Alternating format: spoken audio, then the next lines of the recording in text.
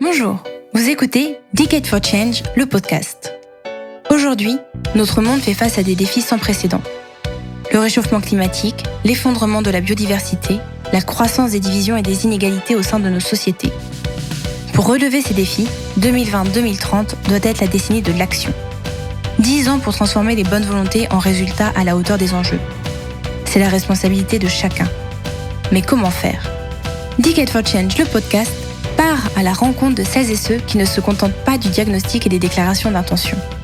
De celles et ceux qui déploient des solutions concrètes pour accélérer la transformation de nos modèles, pour les rendre durables. Aujourd'hui, Charles Nicolas reçoit Lucie Pinson, fondatrice et directrice générale de Reclaim Finance. Cette ONG, créée début 2020, concentre son action sur les politiques des acteurs financiers et leurs responsabilités face aux enjeux environnementaux. Elle nous raconte comment elle fait bouger les lignes dans le monde de la finance. Bonjour Lucie Pinson. Bonjour.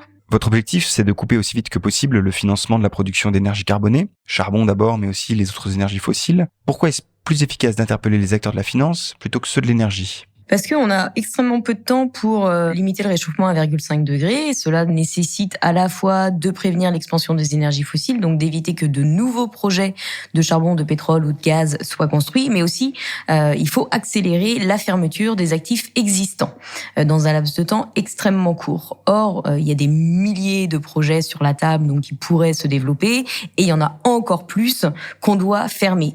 Et bien entendu, on n'a pas les ressources d'aller s'atteler à un projet, puis après un autre, puis un autre, puis un autre. Et donc, lorsqu'on détricote ces projets-là, lorsqu'on gratte et qu'on va voir qui finance ou qui se trouve derrière ces projets-là, on se rend compte que il y a des milliers de projets, mais qui finalement sont financés par une poignée de banques, quelques dizaines de grandes banques internationales, toujours les mêmes.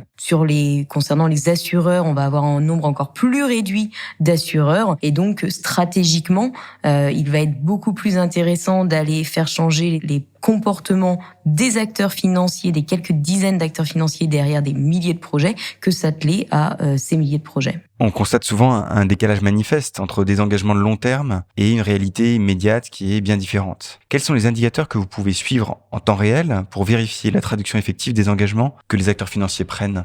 Alors en effet, notamment l'année dernière, donc en 2020, il y a eu une accélération des engagements de très long terme qui ont été pris à la fois par les gouvernements, par les entreprises et les acteurs financiers, notamment celui de s'engager à aligner ses activités avec un objectif de neutralité carbone à l'horizon 2050. Le problème, c'est que on parle de 2050 et que ces engagements-là à très long terme ne sont pas couplés de mesures sur le court terme pour permettre des réductions absolues d'émissions de gaz à effet de serre. Et donc nous, on va rappeler aux acteurs financiers que les objectifs de très long terme ne vont pouvoir être atteints que si dès maintenant, ils arrêtent de financer des nouveaux projets d'hydrocarbures, puisque nous savons qu'aujourd'hui, tout nouveau projet d'hydrocarbures est incompatible avec le budget carbone encore disponible. On a eu un rapport des Nations Unies publié en décembre qui montre qu'il faut diminuer de 6% par an la production d'hydrocarbures, de 11% pour le charbon, mais aussi de 3% pour le gaz et de 4% pour le pétrole. Or, aujourd'hui, on a des entreprises qui se développent dans ces secteurs-là, et donc, si on veut pouvoir atteindre les objectifs de neutralité carbone, il est indispensable que les acteurs financiers arrêtent de financer ces nouveaux projets d'hydrocarbures, mais aussi conditionnent leur soutien financier aux entreprises qui les portent à un arrêt dans le développement de ces projets. Pour faire la pédagogie du long terme auprès de ces acteurs financiers, on peut envisager plusieurs leviers, insister sur le risque attaché à ces investissements, mettre en jeu la réputation de l'entreprise, ou parfois, sur un registre plus personnel, mobiliser la conscience de son interlocuteur. De votre expérience, qu'est-ce qui fonctionne le mieux ? L'intégralité. Il faut tout faire. Nous, c'est vrai qu'on passe un certain temps à aller discuter, présenter les mesures qu'il faut adopter, que on aimerait voir les acteurs financiers adopter. Donc déjà, on est extrêmement précis, on est extrêmement prescripteur. On leur dit pas seulement arrêtez les énergies fossiles, on leur dit précisément on veut que vous utilisiez tel critère d'exclusion, plus celui-ci, que vos mesures d'engagement soient ainsi faites, de demandes très précises, délimitées dans le temps, avec un processus, en tout cas des conséquences à l'échec du processus d'engagement. Donc on est extrêmement prescripteur, donc on va déjà aller les rencontrer, les acteurs financiers, pour leur expliquer la logique derrière ces demandes.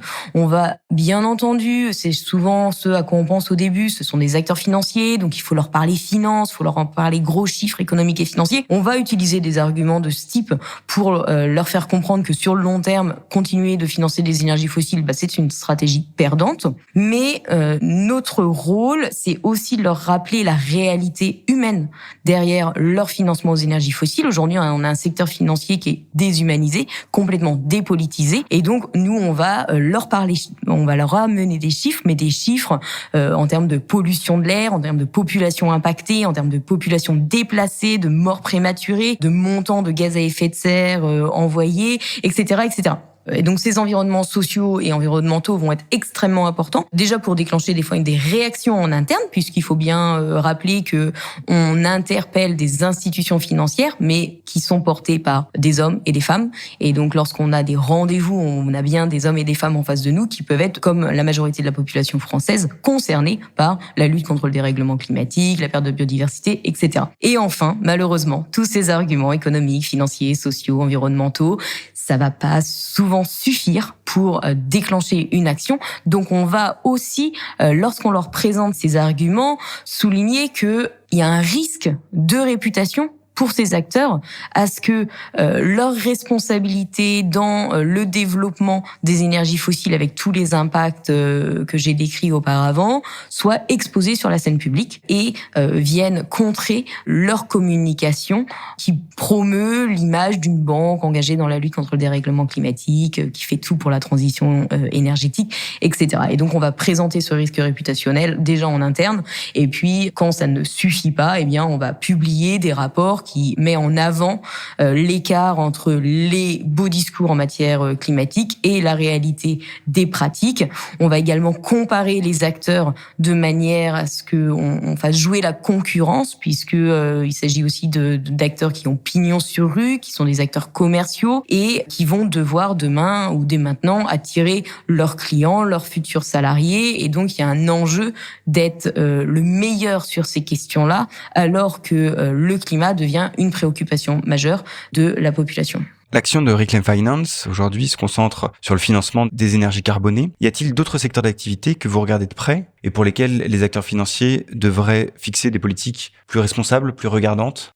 Alors, au-delà des énergies fossiles, on regarde de plus en plus ce que font les acteurs financiers, en tout cas leurs activités et leur impact sur la déforestation et la biodiversité, puisqu'on sait que c'est un enjeu majeur aujourd'hui, la déforestation, bien entendu, et à la jonction en fait de l'agenda climatique.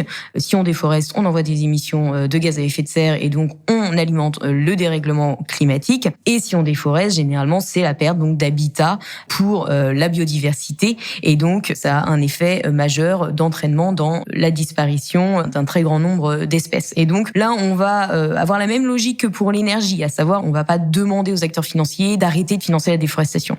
On va essayer d'être beaucoup plus précis, de la même manière que pour les énergies fossiles, on s'est d'abord attelé au charbon avec une bonne compréhension des enjeux sur toute la chaîne de valeur liée au charbon, et de manière à développer des demandes extrêmement précises qui soient à la fois réalistes et en même temps impactantes si elles sont mises en place.